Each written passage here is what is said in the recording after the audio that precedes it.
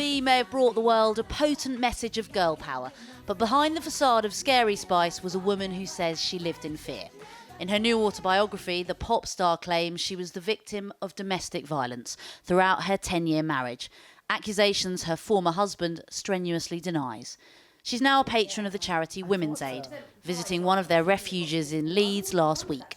Abuse, she says, doesn't discriminate.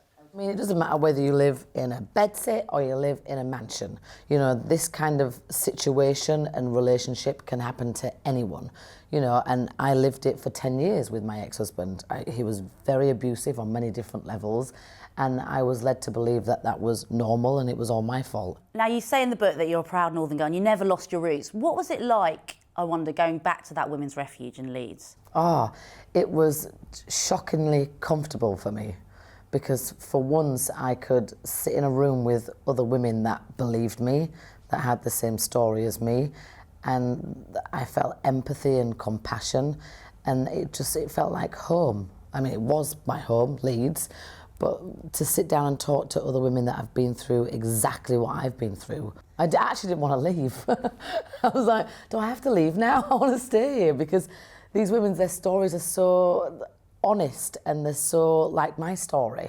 You know, that's never happened to me before, where I can freely talk and not feel ashamed or guilty or embarrassed, because their story is my story and vice versa. You're Scary Spice, you know, you're firing on all cylinders. The world saw you in that way. Did you, because of that public persona, feel like you couldn't show vulnerability when all of this was going on in the background? You end up in my situation, in many women's situations like mine, you don't want to admit anything to yourself or to anybody else, so you live a lie and you live a facade that this isn't happening to me, and apart from it being all my fault, I don't want anyone to find out and I don't want anyone to know, because I'm married and I want to make this marriage work, and I'm raising kids and I'm the only breadwinner and I have to go to work tomorrow, so I'm just going to deal with it. I didn't know what coercive behaviour was, and now I know that it is a crime.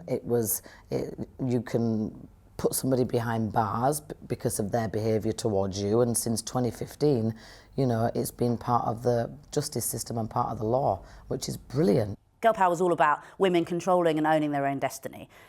I wonder how you felt about watching the Me Too movement around you. Do you feel encouraged by it?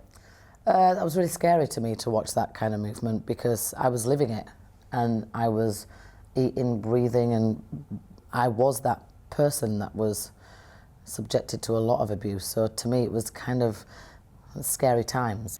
And do you think it's changed? Because obviously when you started out in pop 20 years ago, you know, you're a trailblazer. There's always going to be sexism. I mean, there's the massive pay gap between men and women.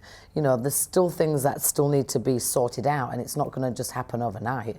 You know, and as a black woman, white woman, skinny woman, fat woman, it's difficult. You're going to have obstacles and you're going to be faced with people that are just ignorant. You know, it is what it is, and we can't turn a blind eye to it any more, and we don't. And you've also talked about, you know, often being the only black person in the room when the Spice Girls were together. I was, and I still am sometimes. Actually, I am right now. Well, does it feel weird, or does it feel more comfortable these days? That's what I got born into. That's my skin and that's my surroundings, that I'm around on a daily basis. But it doesn't bother me, because it's not my problem. It's society's problem. You also talk about your sexuality before anybody was talking about it. Now, you know, it's much more fashionable to talk about LGBT. I didn't realise that. Somebody else said that to me earlier today. They were like, you spoke about being with a woman, whether that's considered bisexual, lesbian, gay, pan, fluid, whatever you want to call it. I was like, oh, really? I didn't really think about it like that back in those days. You talk about many highs and lows, and of course you talk about your suicide attempt. You know, that was just a few years ago. Now you're about to go back on tour with the Spice Girls.